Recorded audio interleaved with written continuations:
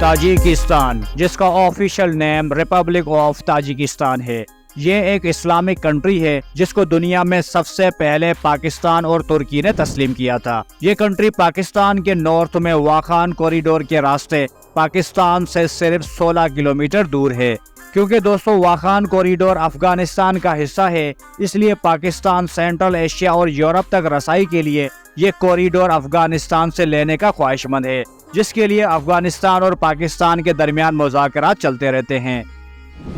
Tajikistan ایک land locked country ہے، یعنی اس کو کسی بھی طرف سے کوئی سمندر نہیں لگتا، چاروں طرف سے دوسرے کنٹریز کے بارڈرز لگتے ہیں۔ یہ کنٹری دنیا میں ایسے ایریا میں موجود ہے جہاں بہت زیادہ زلزلے آتے ہیں۔ تاجکستان سینٹرل ایشیا کا ایریا کے لحاظ سے سب سے چھوٹا کنٹری ہے۔ اس کنٹری کا ٹوٹل ایریا 1,43,000 اسکوائر کلومیٹر ہے، جو کہ ایریا کے لحاظ سے اس کنٹری کا شمار دنیا میں 94 نمبر پر آتا ہے۔ اس کی سرحدیں جنوب میں افغانستان، مغرب میں ازبکستان، شمال میں کرغزستان اور مشرق میں چین سے ملتی ہیں۔ تاجکستان کا 90% ایریا ماؤنٹین رینجز پر مشتمل ہے۔ دنیا کے دوسرے سب سے اونچے پہاڑ بھی اسی کنٹری میں موجود ہیں، جنہیں پامیر ماؤنٹینز کے نام سے جانا جاتا ہے۔ اس کنٹری میں 10 کلومیٹر سے لمبے دریاؤں کی تعداد 900 سے بھی زیادہ ہے، جس میں 528 کلومیٹر لمبا دریائے برطان اس ملک کا سب سے بڑا دریا ہے۔ اس لیے دوستو اس کنٹری کو دریاؤں کی سرزمین بھی کہا جاتا ہے۔ سینٹرل ایشیا کا سب سے بڑا دریا دریائے امو اس کنٹری سے ہی گزرتا ہے۔ تاجکستان انہی دریاؤں پر ڈیم بنا کر ملک کی 99% بجلی بناتا ہے۔ تاجکستان کی سب سے زیادہ بجلی انہی دریاؤں پر بند باندھ کر بنائی جاتی ہے، اور یہی بجلی تاجکستان پاکستان کو منتقل کرنے میں بھی اپنا ارادہ رکھتا ہے۔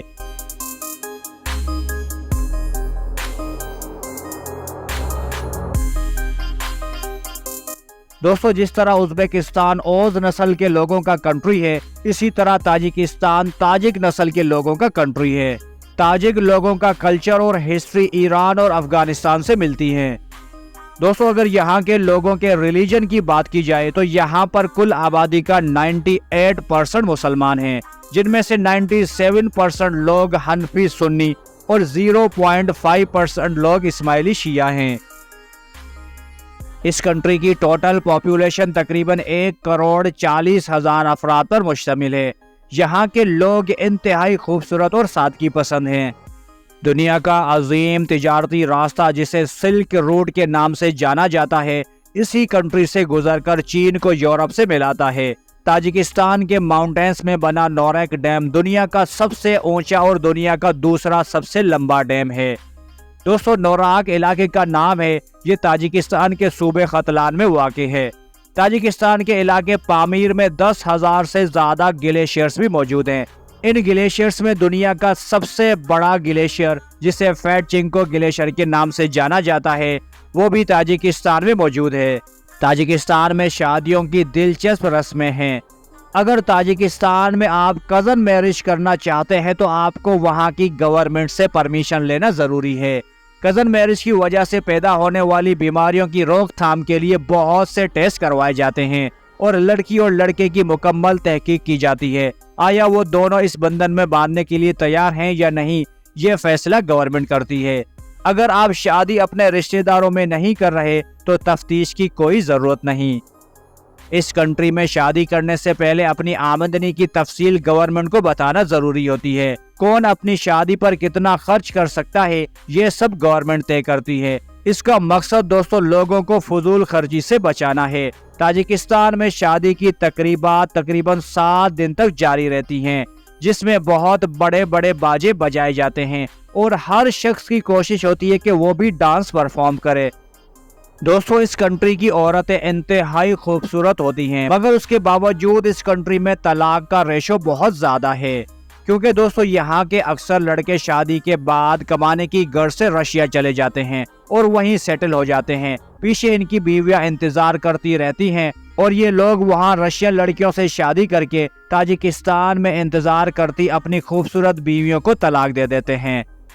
मोहतरम नाजरीन, ये बात भी दिलचस्पी से खाली नहीं कि ताजिकिस्तान में बड़ी बड़ी आईब्रोज को पसंद किया जाता है। जिनके आईब्रोज छोटे होते हैं वो बाकायदा हाथ से पेंट करके अपनी आईब्रोज को आपस में मिलाकर लंबा कर देते हैं।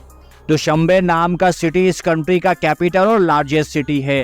ये शहर दुनिया के खूबसूरत तरीन शहरों में शुमार होता है।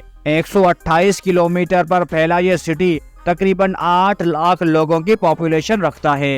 दोस्तों, दुशंबे वर्ड ताजिक लैंग्वेज में मंडे को कहा जाता है।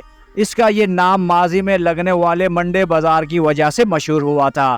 दुशंबे में लगा फ्लैग दुनिया का दूसरा सबसे ऊंचा फ्री स्टैंडिंग फ्लैग है। मुल्क में बोली जाने वाली कौमी जबान ताजिक है, जो कि ईरान की जबान फारसी से इस तरह मिलती है जैसे उर्दू और हिंदी आपस में मिलती हैं।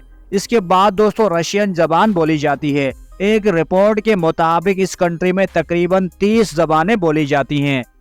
2009 से पहले रशियन जबान को कंट्री की कौमी जबान का दर्जा हासिल था, लेकिन दोस्तों 2009 में ताजिक जबान को मुल्क की सरकारी जबान का दर्जा दिया गया।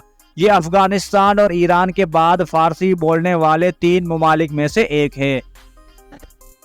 क्योंकि दोस्तों पाकिस्तान ताजिकिस्तान से सिर्फ 16 किलोमीटर दूर है। रशियंस गर्म पानी यानी पाकिस्तान को लगने वाले समुंदर को टारगेट बनाते हुए ताजिकिस्तान के इलाके से अफगानिस्तान पर हमलावर हो गए। 1990 में रशियंस की बदतरीन शिकस्त तो दुनिया ने देख ही ली, मगर उसके साथ ही सोवियत यूनियन 15 डिफरेंट कंट्रीज में तकसीम हो गया, जिसमें से एक ताजिकिस्तान भी था।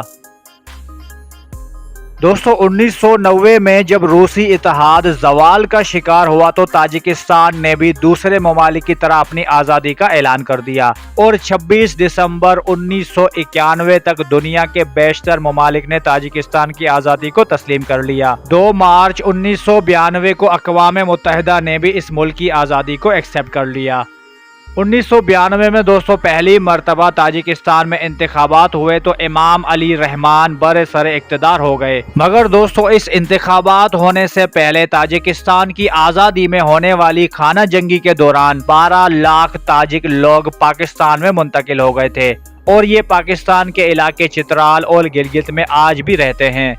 दोस्तों दुनिया में जहां ताजिकिस्तान आबाद है, ये इलाका 6000 BC से मुस्तकिल आबाद रहा है। यहाँ मुख्तलिफ दौर में मुख्तलिफ मजहबों के लोगों ने हुकूमत की है, जिसमें सबसे पहले बख्तर सल्तनत ने यहाँ पर हुकूमत की। उसके बाद दोस्तों सिकंदर आजम ने इस इलाके को अपने कब्जे में ले लिया और दोस्तों उसके बाद अब्बासी खिलाफत में इस्लामिक सल्तनत कायम हो गई, जिसके बाद मंगोलों ने इस सरजमीन पर अपना कब्जा जमा लिया और फाइनली 1924 में रशियंस ने इस इलाके पर अपनी हुकूमत कायम कर ली।